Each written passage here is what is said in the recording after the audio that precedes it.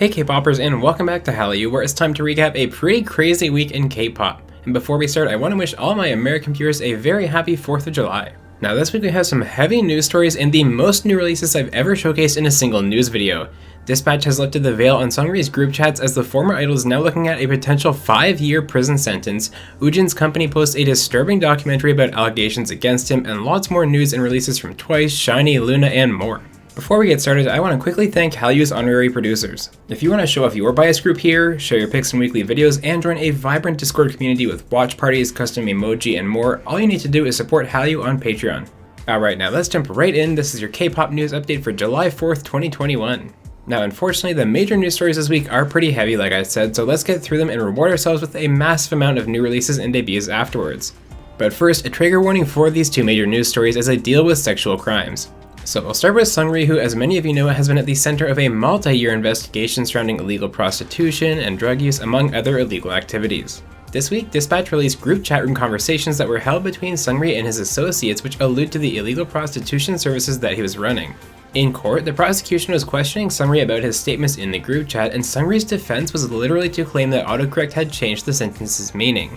In response, Dispatch dropped several conversation snippets, including this one, in which Seungri says, quote, "Make sure to give them everything they want. Call the girls, it looks like there are guests from Taiwan." A few messages later in the conversation, Seungri continued with, quote, "What about the girls? Go with the ones that give it good." This week was also the latest court hearing in the case, and the prosecution has recommended a 5-year prison sentence and 20 million Korean won fine for Seungri. Now, to be clear, the sentence hasn't been handed down by the judge just yet. It's the prosecution's recommendation. However, given the overwhelming facts in the case and the sheer number of criminal charges levied against Seungri, it is hard to imagine he won't be in bars for the full 5 years. And as an extra bit of news on this subject, the Ministry of Strategy and Finance also revealed this week that, quote, "Starting on the 14th of July, if military service officers have ongoing criminal investigations, their enlistment dates may be postponed if requested by the head of their investigation agencies."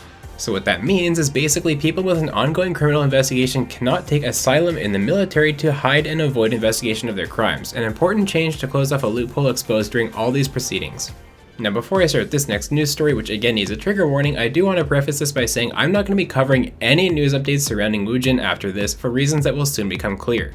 So on June 29th, Woojin's company 10X Entertainment released this teaser for a soon-to-be-released documentary called Finger Killer about the sexual assault allegations previously alleged against him last September. The first major problem is that this teaser's background image, while benign looking, is actually the words from one of his accuser's tweets. This is obviously completely morally wrong and trying to use an extremely serious allegation for the company's own gain. But what's worse than the teaser is the actual video, which, remember, is labeled as a documentary by the company. This video is one of the most distasteful things I've ever seen a company do. It's filled with memes, clips from The Office and other TV shows and movies, and it has a disturbingly casual and narcissistic tone throughout. The fact that it's meant to be a documentary on a very serious criminal allegation is shocking to me, and it's very clearly only made with the goal of making Woojin look like a sweet, good-looking guy. So as I said at the outset of the story, I'm not going to be covering anything involving Woojin going forward, as I very strongly believe this doesn't deserve any views or further attention. Please do not go watch this and let him profit off this incident. And with that out of the way, let's jump into all 22 new releases we got in this huge week of comebacks and debuts. Let's kick off this monstrous week with LOONA, who are back as a full group in this epic comeback called Paint the Town. About to paint the town. Paint the town. Now technically this streak is really should have snuck into last week's releases, but I missed it, so here are the boys in their latest mixtape, Oh.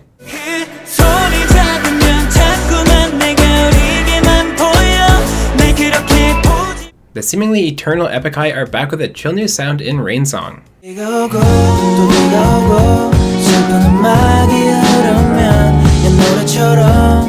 SHINee are back already with Superstar, a fun new Japanese release.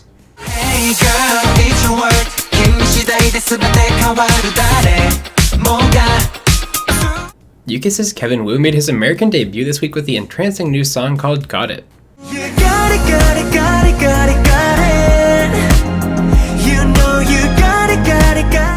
2PM deliver a cinematic experience in this incredible MV for Make It.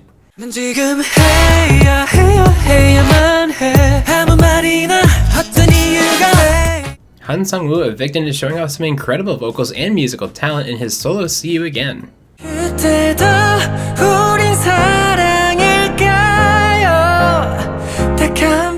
Yukiga and Pat Look collaborated on The Moment, a new song with strong retro vibes.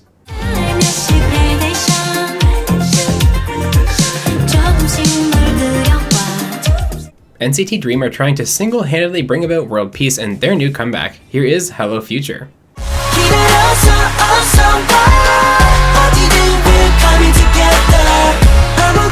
The Will boy group Drippin' are back with Free Pass, a lighthearted summer bop.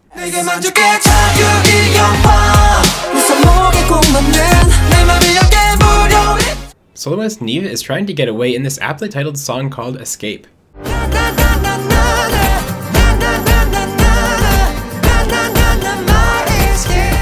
Twice are back with a hard-hitting new Japanese release. Here is Perfect World.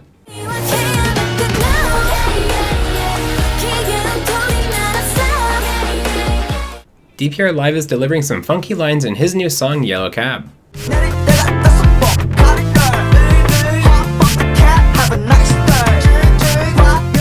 BDC's Moonlight is another great retro-inspired bop from the boy group trio.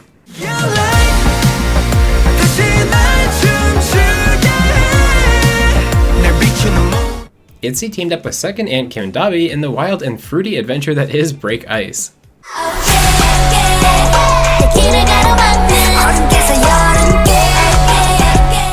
It's here! Boyz II Men and former Vibe member Yoon Min Suk collaborated on this cover of Vibe's Love Me Once Again.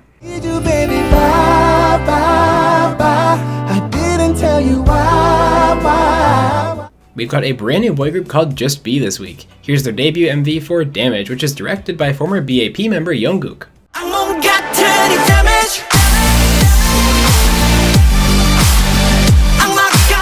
And speaking of debuts, here's another one. This is new group Omega X with the song Vamos. Vamos a la fiesta.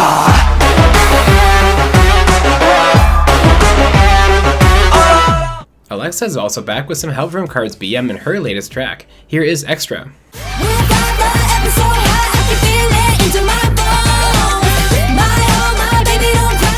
And that wasn't BM's only track this week. He also dropped his own new hard song called 13 IVI.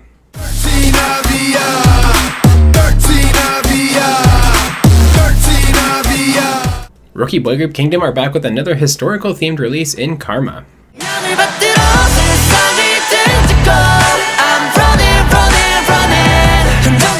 And last but certainly not least, we've got Six's mind-bending new track, Tesseract.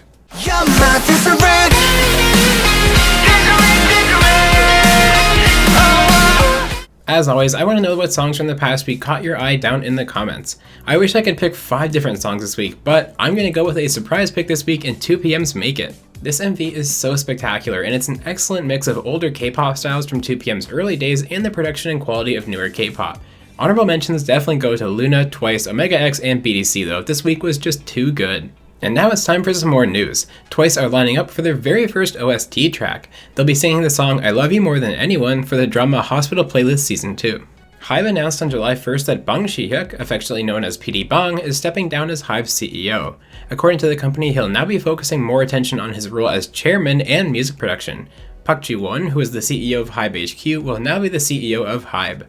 AKMU are joining the already huge July comeback list. According to Hankyong News, as of June 28th, AKMU are just wrapping up production on their new music. IZ*ONE Sakura has opened up a new YouTube channel. She does already have a very successful gaming channel with almost 700,000 subscribers, but this new channel looks to be a more traditional one. For now, the only video is a vlog from her HKT48 graduation. Ed Sheeran is working with BTS on their new song. Ed revealed on an American radio show that he wrote a song for BTS's new record, and he said they're quote, super cool guys. You're not wrong there, Ed. Blackpink's Lisa is gracing the cover of Vogue Hong Kong's July 2021 issue, and boy is she looking as provocative as ever doing so. News outlet The Fact has revealed that Brown Eyed Girls member Gain was fined for illegal use of the drug propofol in 2019. The singer was fined about $885 for using the painkiller between July and August of 2019. The doctor who provided her with the pills has also been indicted on criminal charges as he sold 490 boxes of the drug to various patients. Propofol is a very dangerous painkiller, and so I'm glad that this seemed like a one-time thing just over a month or two and that Gain has not used it since. After dropping a Japanese version of Paint the Town, LOONA will be making their Japanese debut on September 15th.